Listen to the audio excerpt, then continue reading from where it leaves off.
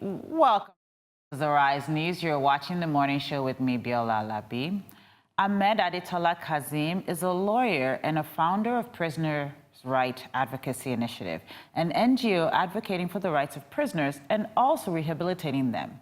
Ahmed is on the Prison Decongestion Subcommittee of the Administration of Criminal Justice Monitoring Committee and a recipient of multiple awards. Thank you so much for being here today. Thank you very much, ma'am. I know we were talking a little bit about just some of the challenges before we came on. For me, I'm just so curious. I mean, one of the things that is such a huge issue is how we treat prisoners and how we treat prisons. And are they rehabilitation centers, or are they just sort of places where, are they dungeons where we bury people so we never see them?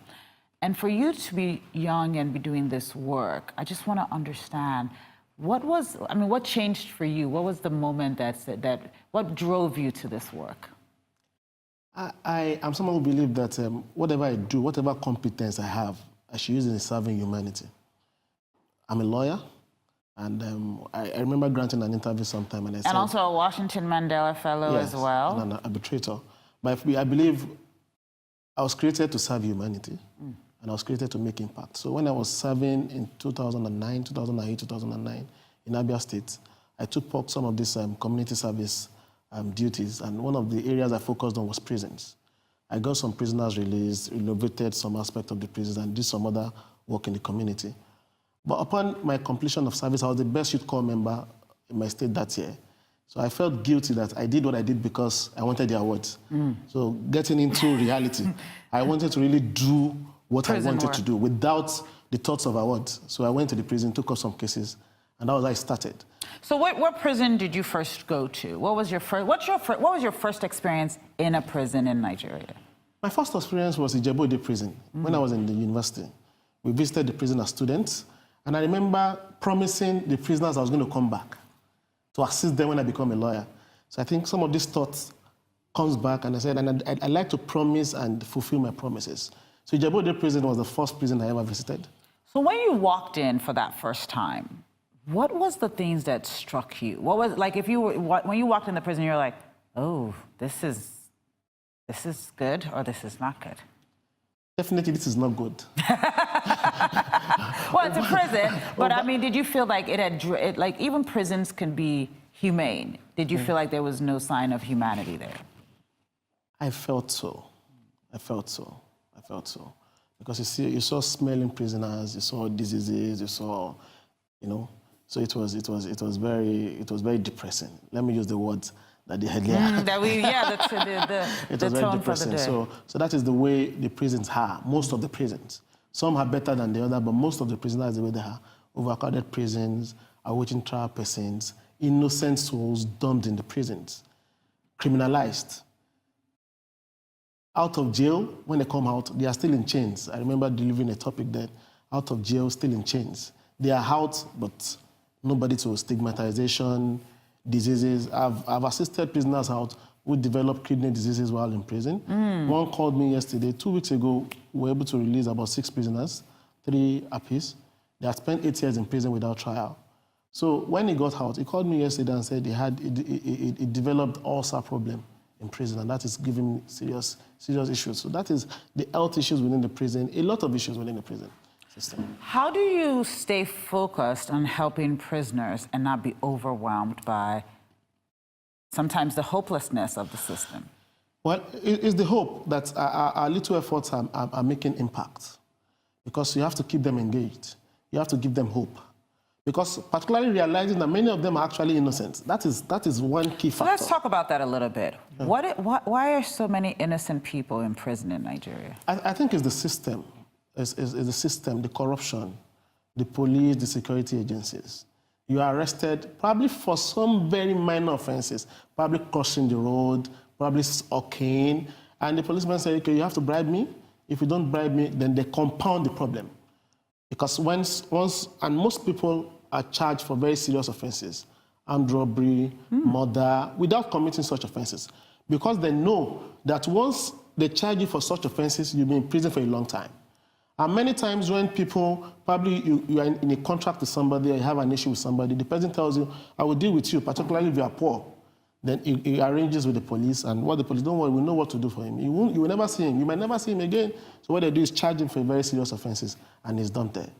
That is what happened. That is why there are many innocent persons in prison. And because of the dysfunctional criminal justice system, you understand, the police are not very effective. The Office of DPP do not issue advice as at when due. The prison system itself, an aspect of it, corruption. So it's a whole lot of issues. And also delaying justice, long adjournments and the like. That is why I find that there are a lot of people who are in prison who are not meant to be there. So someone can be in prison for 8 years and they can be innocent, and a lot of it can be because of just the adjournment of the case and... Yes, adjournment of the case, no proper investigation, no follow-up. There are laws in place that, that stipulate that they should not be in prison probably for more than 2 months. After about 2-3 adjournments, they should be released, or the government should show cause why they should not be released. But many of these provisions are not activated. These provisions are in the Additional Criminal Justice Act. That law is a novel law with a lot of innovation. If only we can follow the procedures and the law, we won't have it. At least it will reduce this issue of prisons to the barest minimum. And also one of the issues is because if people commit offenses or are alleged to have committed offenses, particularly very minor offenses, we should look at alternatives to imprisonment, community service. So when you say little infractions, give us examples of the people that you're saying, look, let's find another way of... For instance, in Lagos State, we have the Lagos State Task Force, and I have issues with the operations because a lot of people are in prison. So that's Lagos State Task Force, yes. There's a court somewhere where... So the task force are, for instance, hawkers on the street, those seeking for means of livelihood. Those are some of the traffic offenses, those are the little infractions we're talking about when we say minor offenses.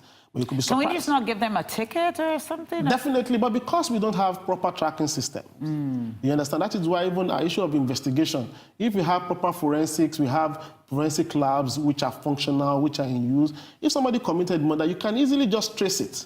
But now the police rely on confessional statements. And many times the police would draft the confessional statement, sign it themselves, and append the name of the alleged offender. That is what happens most times. Wow. The law stipulates that if somebody is arrested and he makes let it be on that video so that you can see the. But you find out that that is not the case in our situation. It's very unfortunate. Wow. So, okay, so your organization works with trying to get people trying to decongest the prisons, trying to get innocent people out of prison. We try to get them out, and we are trying to make them stay out. Okay. We know that a lot of people care about them going out, but very few people care about them staying out. So help us understand, how can people help people stay out? It's by rehabilitation, reintegration, and showing them love. You understand? Not stigmatizing against prisoners, assisting them. So when we started, we focused more on just bringing them out. So we secured the release of over 100, 150, 200 people from prison, but we found out that a lot of them are going back.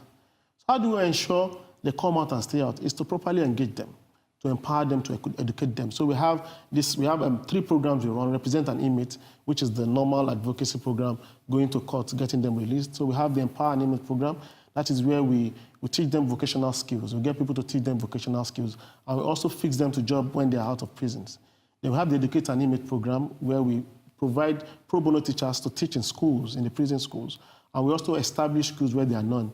For instance, we established a school at the Jebode prisons. And we get volunteers from the neighboring university to come and teach the prisoners so that they can have hope, they can school, they can feel wanted, and they can be human. That's sort of once they come out. When they're in, how are the conditions there, and what can people at home do to help those conditions be better? I think the ball is actually more in the court of the government.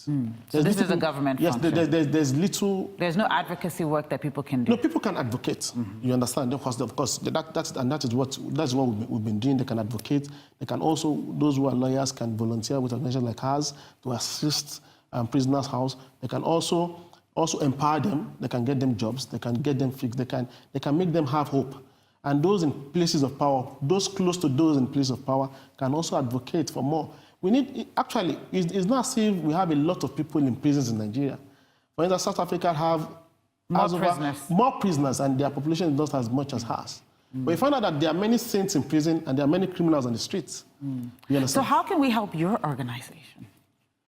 Well, So I know you said lawyers come and volunteer. What else? I mean, people at home are watching and they're like, okay, we don't want people to go back to prison if they're out. How can they help you make sure that happens? How that can help us is partner with us in various ways. Either as volunteers, either providing funds to assist our volunteers, either opening their arms and say, okay, I'm willing to train ex-prisoners. We are willing to organize training programs in partnership with organizations within the prisons. And when they come out, we can assess them and we can help them build their lives. And a lot of other things. We can say, okay, we can get offices for you in different states so that at least your work can spread. So different ways of assisting, and also propagating what we do. Our organization is Prisoners' Rights Advocacy in Nigeria. Our Twitter handle is Pride Nigeria. You follow us. You also make people know we are on all social media handles. So I think those are some. And you work across all of Nigeria. We hope to work across all of Nigeria. Okay. We are in different committees that have because just like you said, we are in the subcommittee of the Additional Criminal Justice Monitoring Committee, which is like the committee established by the law to monitor that the provisions of that ACJA are what are followed, and also we are also a member of the CSO Observatory of Criminal Justice Act. So these are some of the things that we do that ensures that at least we cut across. But presently, our operations are largely between Lagos and Ogun State at the moment. Okay, that Ijebu-Ode first spark is still there. Definitely. That was just. Thank you so much for being here today, and really thank you for the work you're doing. You're welcome. Thank you very much. We're very excited to have you. Thank you. This brings us to the end of the morning show today. I'm Biola Alabi. Thanks to my guests for joining me, and to you at home for watching.